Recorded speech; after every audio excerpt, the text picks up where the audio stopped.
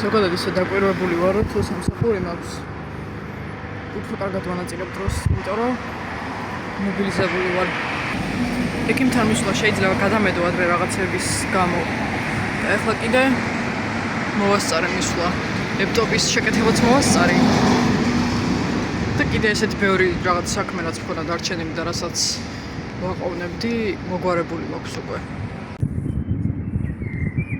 ახლა ძალიან კმაყოფილი ვარ ჩემი თავით რა. ადრე თუ ყოფილა ისეთ სამსახურში მოვხვედრილ ვარ. თუ ისეთ სამსახურში მოვხვედრილ ვარ, სადაც გარემო არ მომწონდა, ან ძაბავდა, ან ზედმეტად ბევრი საქმე მეყარა თავზე, უფრო სამსახურში უნდა წავიდე, ან მიუბრუნდე ესეთი დამოკიდებულება მქონდა, რაც არ მსიამოვნებდა, მაგრამ ვერ ვერეოდი ჩემ ძალას აღემატებოდა ხოლმე რაღაც მომენტებში.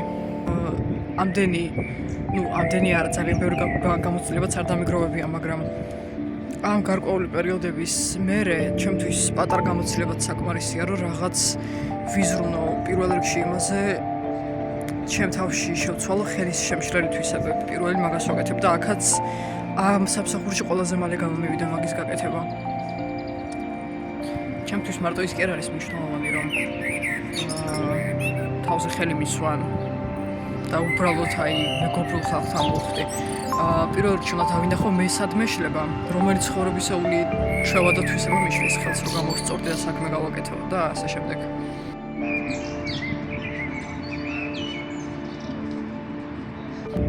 ეს პირად ჰიპოთეტურ სიტუაციას ხშირად წარმოვიდგენ ხოლმე, რომ ესე რომ მოხდეს ესე რომ ვინმე დამელაპარაკოს და ეს რომ შემეშალოს, ესე და ესე გადავწყვეტ მაგ კონფლიქტს, მაგრამ ზეპირად დაგეგმვა ვერ გიშველის, სანამ თურმე პრაქტიკულად რამე სიტუაციაში არ მოხდება. ჩემ შემთხვევაში ეგრე მოხდა, რაც გონია რომ ეს სამსახური ყველაზე მეტად წარმადგება ძალიან ბევრი მხრივ.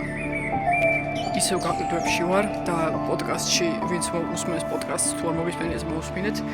სახალხო გამოშვების ბოლო ეპიზოდში ვთქვი ეგ, რომ გამორიცხული 2026 წელს მარტო დისტანციურს განვიხილავ მეთქი და ჯერ უნდა დავფიქრებულიყავი სანამ რომ ეს ვიტყოდი, იმიტომ რომ საქართველოში ეგეთი რაღაცები ძალიან ისეთი ფუფუნებაა, გინდა ჰიბრიდული, გინდა დისტანციურთან გააჩნია რა სამსახურია. დღეს იქ ვარ, სადაც ვარ და არა უშავს. როგორი ცუდი მდგომარეობაც უნდა იყოს, გინდა პირად ცხოვრებაში, გინდა საერთოდ ქვეყანაში და გინდა ორივეში ერთად. მაინც არ არსებობს, რომ რაღაც კარგიც არ მოვიდეს ჩვენამდე. მithumetes ბოლოდროინდელ მოვლენებს თუ გავიხსენებთ და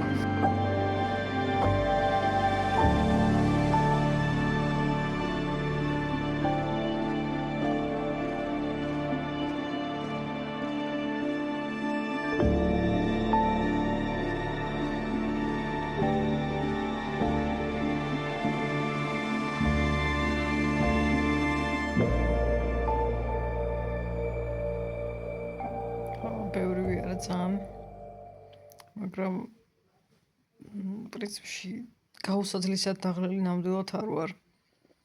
სასიამოვნო დაღლილობას რო ეძახიან, უფრო ეგ არის და თან ძალიან იღბლიანი ვარ, რომ უბრალოდ სასიამოვნოდ ვარ დაღლილი და არა ისე დაღლილი, როგორც სულ რაღაც რამდენიმე თვის წინ ვიღლებოდი ხოლმე. საბედნიერო დღეს კიდევ ერთი წარმატება იყო სამსახურში. პრინციპში ჩემი მეორე წარმატება. რაც უნდა ხდებოდეს გარშემო, უკეთესის და უკეთესის იმედი მაქვს მაინც.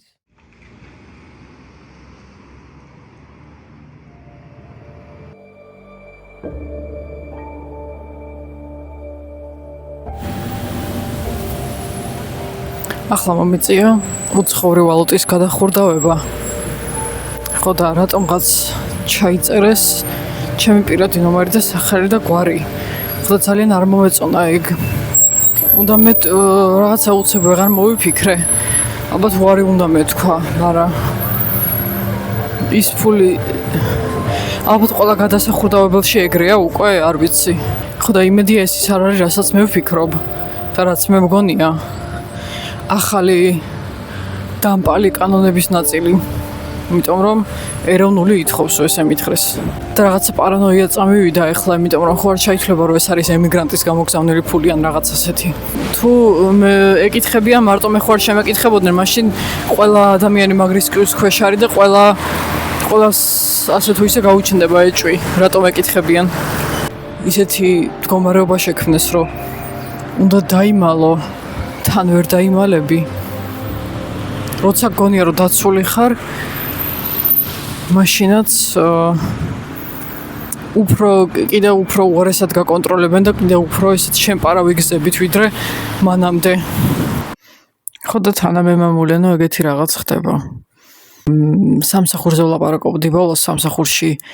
აი სტრესი, არა სტრესი ჩემთვის მოულოდნელი არ არის არც ერთ სამსახურში. ძალიან დიდი სისულელეა ახლა მით უმეტეს გაყიდვებში რომ ხარ და არ ელოდო რომ მომხმარებელთან ურთიერთობა მოგიწევს ან ძალიან ბევრი გაუთვალისწინებელი რაღაცა ხდება და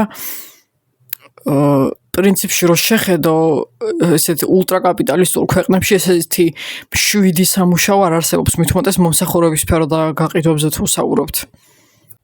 ხო და უბრალოდ მე წინასწარ ესე უკვე რაღაცა გარკვეული გამოცდილება ცხოვრებაში დაგროვილი მაქვს ადამიანებთან ურთიერთობის რომც არ მქონდეს რაღაც გამოცდილი ინტუიციით ხვდები ხოლმე არის რაღაც ეგეთი საკითხები რაც შეიძლება უბრალოდ წარმოვიდგინო როგორც სიტუაცია რომელიც ოდესმე შეიძლება მოხდეს და თუ ვთქვათ ისეთი სიტუაციის წარმოდგენა არის რაც მე გამომადგება მერე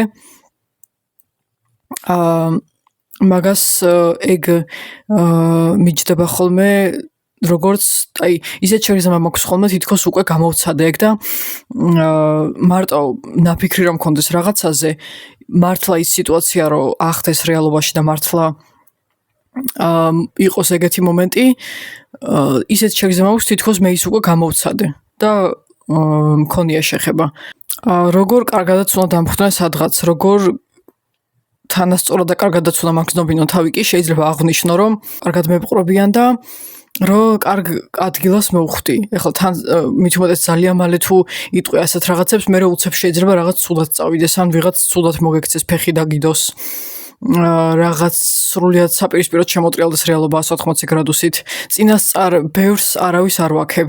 არც გარემოს, არც ადამიანებს. დობა მქონდა ისიც არა 100%-იანი, იმიტომ რომ 100%-იანად ესე ვერავის ვერ ენდობი, რომ არ გადაეკეტება ერთხელაც.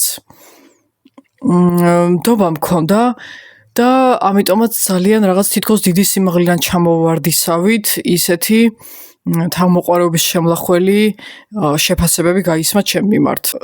მარტო თითქოს ერთი მხრიდან და ერთი ინტერპრეტაციით გამოჩნდა ჩემი ქცევა და ჩემი რაღაცა გადაწყვეტილებები. რაღაც მომენტში თითქოს იმავე წუთში ვერც გავიაზრე რომ ეგ მე მითხრეს. მერე და მერე ახლაც რამდენიმე წუთი რო გავიდა, რამდენიმე საათი მერე, ეხლა ერთი დღე რო გავიდა, ახლა ცალკე პასუხისმგებლობის გრძნობისგან რომ კინაღამ რაღაც გაფუჭდა და ცალკე იმის გამო რომ ესე ვთქვათ, მოდი პირდაპირ ვიტყვი არაადეკვატური შენიშვნა მივიღე და არაკონსტრუქციული კრიტიკა, ასეთი რაღაცები როცა ხდება ემოციები არის ან მარტო უარყოფითი ემოციები მიგროვდება ან მომდევნო რამდენიმე დღე ან რამდენიმე კვირა საერთოდ აი ვერაფერს ვერ გრძნობ ხოლმე ნამს რასაც ეძახიან ინგლისურად დაბუჟებული ვარ და ახლა აი ოდნავ გადამიარა თითქოს მაგრამ ესე მგონია რომ კიდე ხვალ და ზეგაც გამყვება ეგ მართლა აი კონკრეტულ ობიექტებზე წარმოდგენა მაქვს წამხდარი ნამდვილად იმედგაცრუებული ვარ რომ მე მითხრეს შენზე იმედგაცრუებული ვართო მაგრამ პირიქით მე ვარ იმედგაცრუებული და გაკვირვებულიც მართლა დღეს მთელი დღეა ხან ძალიან დიდი გაკვირვება და აღშფოთება მაქვს ხან სრული გათიშვა ემოციებისგან და აი თავარი ის იყო დღეს ეგ ჩემი წარმატებაა რომ არ გავეკეცი ცუდ შეგრძნებებს მაისი რომ მოდის ხოლმე აღდგომა რომ მოდის უკვე აღდგომა რომ ახლოვდება თითქოს ვხიზლდები რაღაცა ბუნება უფრო რაღაც თავის სახეს იბრუნებს ჩემთვის აი მაისი რომ მოდის უკვე რო ვხედავ რომ ალუბლები და ბლები გამოდის ხეზე რაღაცნაირი ასოციაცია მაქვს ამ ბლის ხესთან და რო ვხედავ ხვდები რომ უკვე კარგი სეზონი იწყება და ნელ-ნელა ზაფხულისკენ წავა აი მაისი ივნისის ესეთი გადამცვლელი პერიოდი ყველაზე კომფორტულია ჩემთვის იმდენად მიჩვეული ვარ პატარაობიდან, აუცილებლად მინდა რომ ეს გადამსვლელი პერიოდების ამ თრიდან გაზაფხულისგან ზაფხულისგან და ასე შემდეგ, მინდა რომ ესე ვთქვათ ბოლომდე შევესწრო და ბოლომდე დავაკვირდე ხოლმე ყველაფერს გარეთ როგორ იცვლება.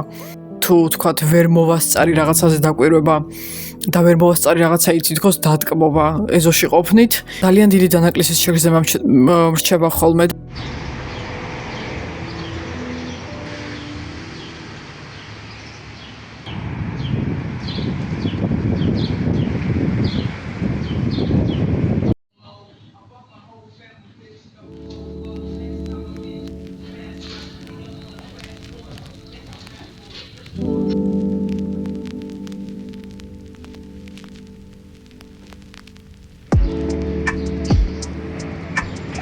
That's the post